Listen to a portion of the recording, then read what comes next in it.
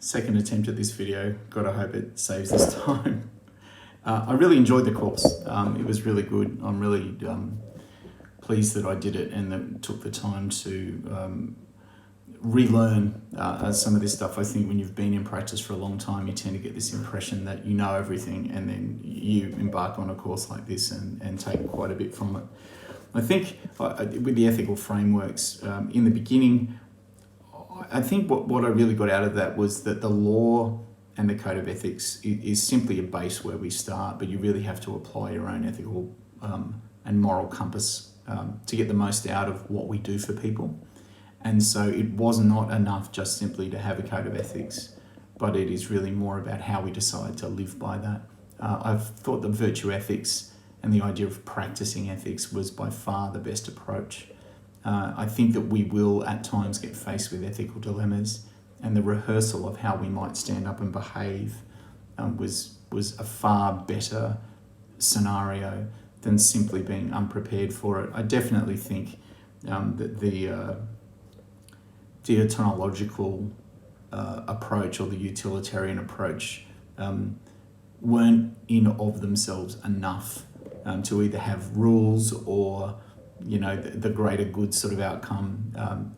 When we consider that most of the time we're dealing with very individual people and different individual circumstances, I think it's far better to exercise virtue ethics.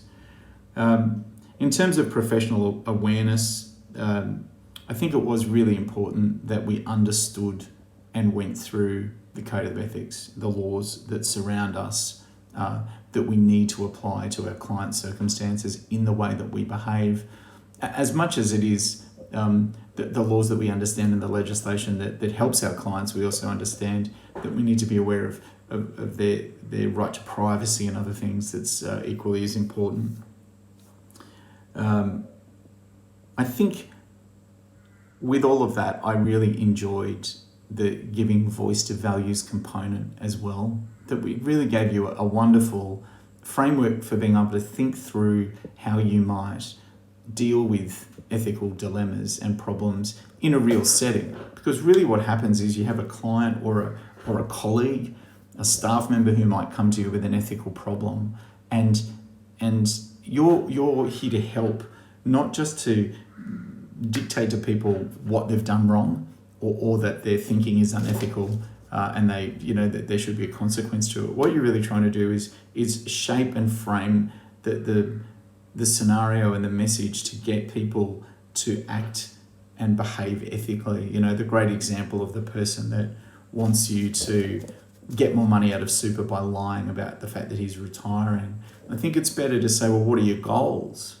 And let's walk through what your goals are, and let's look at all the opportunities for how we can solve these things in a framework that doesn't involve you having to misrepresent your circumstances. Frame the way that you help people live ethically, I think is really important. In terms of the ethical decision making, the slow thinking, I think is a great thing to really not leap, but to slowly and meticulously consider the circumstances. Because again, it keeps getting back to this same thing. If you're clear around the goals that someone's trying to achieve, whether it's, the client goals and a financial advice strategy, or if it's the staff members' goals or the suppliers' goals, like what are you trying to achieve? And let's maybe think about how we're going to achieve that. The removal of bias is very important. I think that we do that a lot with things like investment risk. I realise that it's my life to work in financial services, and so I'm very used to taking investment risk. And so I have a bias towards more aggressive investment, but I have to stop and listen critically to what the client wants to achieve to make sure that what they want is where I'm focused, and that I remove any of those conflicts that might exist. And really myself as well, your own personal biases about what you think is right, and listen to what they think they want for their life and what they think is right. And that will help in that ethical decision making. Communication is key as well. I think that we have a real responsibility to educate clients, that people will have the best experience of financial services if they're educated, because the road can be bumpy, markets can be volatile, legislation can change, economic circumstances can deteriorate. The more that you're educated in all of that, and the more, and we're ethically bound, I think, to help people be more educated with that. We leave them in this wonderful position of coping with market volatility because they know better. They know it's short term. They know what's happening. It also with the concepts and costs, that some financial planning concepts can be quite complicated, and we should take the time to make sure that they understand the reasons why we're asking them to do different things. But also, more importantly, that we explain the costs really well, because one of the trust failures that you can have later on is when people are unaware of the amount you're charging them or the amount that they're paying in fees. And it can quite possibly be that they have just missed the detail at the time it was presented, forgotten about it, and later on come back to question it and lose faith in you. And I think that that's something that we don't want to see happen. In terms of the clarity of communication at an industry level, I still don't think we're doing a wonderful job. I think that statements of advice are too long. I think that we over-disclose and we overcomplicate, and it's licensee driven around protecting themselves. And so it follows the letter of the law a lot, but not necessarily for the betterment of the customer. And I think that is an ethical dilemma at a licensee level that I'd love to see addressed, particularly when we know that most learning comes from visual and written, and a little, to a lesser extent, from the verbal. We need to get better at not producing incredible, huge documents that people end up not being able to see the forest for the trees. I think that that's going to be something that's something we should aim towards. In terms of the Code of Ethics itself and the application of it, I think it's great. I think it's a sensible framework. I think it's clear. I think that if you consider, probably, I think its foundation really is the best interest duty, and everything kind of floats around that we're all, in an ethical sense, trying to do something that is always in the best interest of the client. We need to apply it, and that's more important, again, than just simply having it as a leader of staff.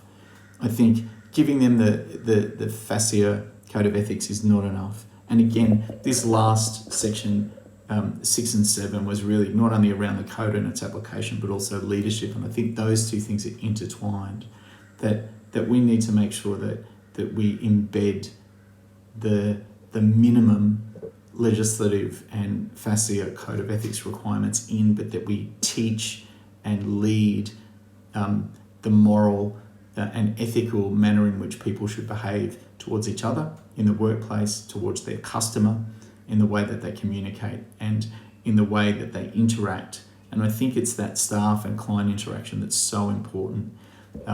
As a practice, the wonderful thing is you can build systems and processes that embed ethics into the scenario, that you don't have to always have to think of all of these things from the get-go. Just like the rehearsal of how you'll behave in an ethical sense, having the wherewithal as a practice to make sure that you've embedded in your ethical standards into your systems and processes can be a wonderful thing.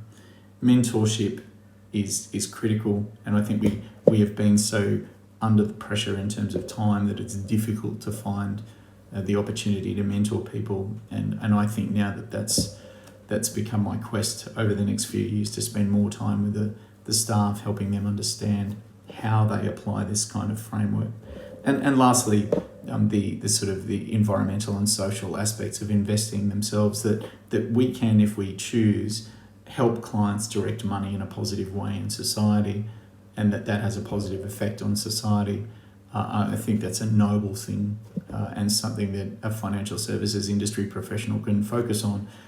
It helps us improve our own reputation, together with, in this very broad sense, holding our colleagues accountable, like Standard 12, stand up and be counted as part of a progressive and well-shaped and well-run and ethical industry that helps people. Thank you.